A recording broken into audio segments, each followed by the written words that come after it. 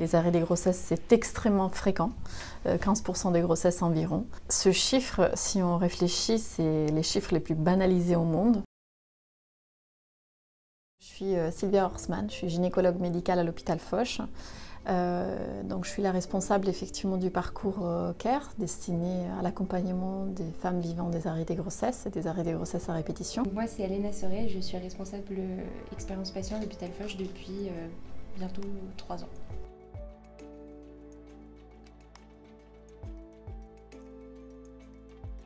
Donc on parle d'arrêt des grossesses pour une grossesse qui n'arrive pas à terme. Le cadre de notre parcours est destiné aux arrêts des grossesses précoces, donc avant 14 semaines d'aménorrhée. C'est des grossesses qui malheureusement avant étaient appelées fausses couches. On n'utilise plus ces termes-là parce qu'en fait il n'y a rien de faux.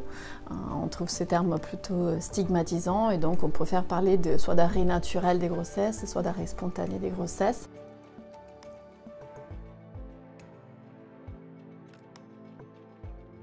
Le projet est né d'un constat, d'un besoin très important de la part des patientes et des couples d'améliorer l'accompagnement sur leur vécu des arrêts des grossesses. On parle tellement peu d'arrêts des grossesses, on a l'impression qu'il y a une espèce de tabou autour de cette question, alors que ça suffit de questionner son entourage pour se rendre compte que en fait, ça concerne énormément de femmes.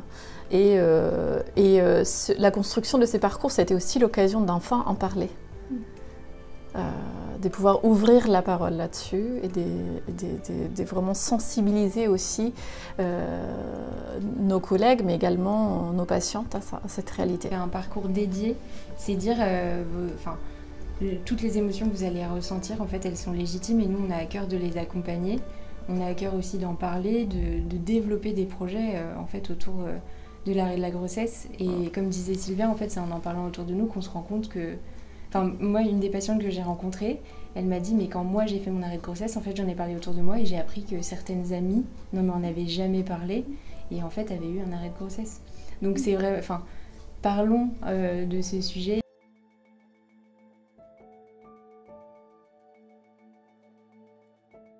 Donc les parcours commencent dès l'arrivée aux urgences gynécologiques.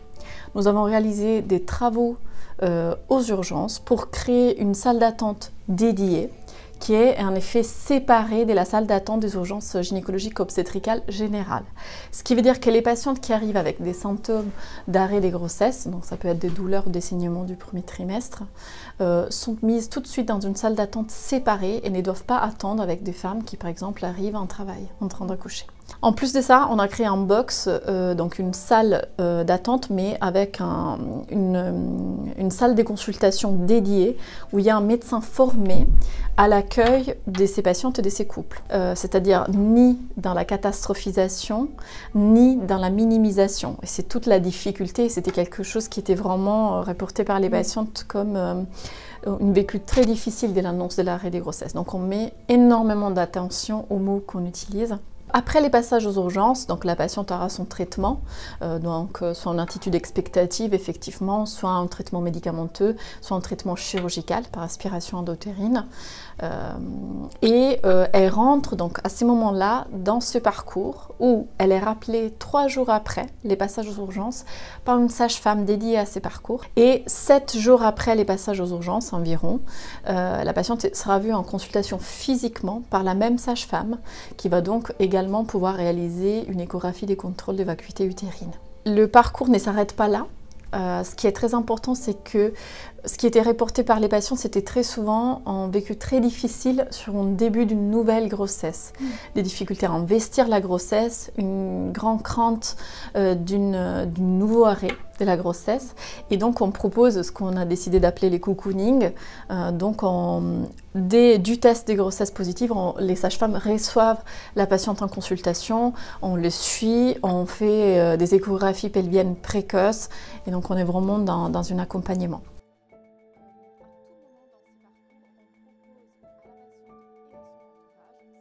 Un des premiers travaux qu'on a fait sur le parcours, c'est donc le livret d'information sur l'arrêt de la grossesse, donc qui est juste ici. Et donc ce livret, en fait, on avait des attentes médicales, c'est-à-dire que les médecins savaient quel message ils voulaient faire passer, mais là on a plus travaillé sur comment faire passer ces messages, comment avoir en fait un support qui soit compréhensible pour les patientes, où elles trouvent toutes les informations dont elles ont besoin, dans un format qui leur convienne, avec des mots qui leur conviennent. Et du coup, pour ça, on a travaillé, donc on avait un premier jet finalement du livret qui avait été rédigé par les équipes médicales et paramédicales.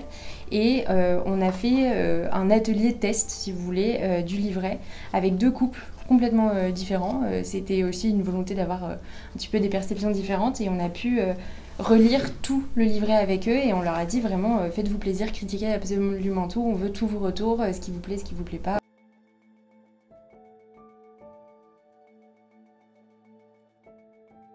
Je pense qu'il y a une part de libération globale de la parole des femmes, et ça c'est un côté positif aussi des réseaux sociaux, qui fait que le corps médical devient de plus en plus à l'écoute de ces questions-là, et donc on répond à des besoins réels qui effectivement, comme vous dites, peuvent paraître évidents dit comme ça, mais vous savez, il y a très peu de structures, très peu de maternités aujourd'hui en France qui proposent un parcours dédié. Il y en a, et ça commence de plus en plus, et donc on est content aussi d'avoir cet effet un peu comment dire, promoteur de cette activité, et je pense qu'à terme on va réussir à améliorer l'accompagnement de ces patientes.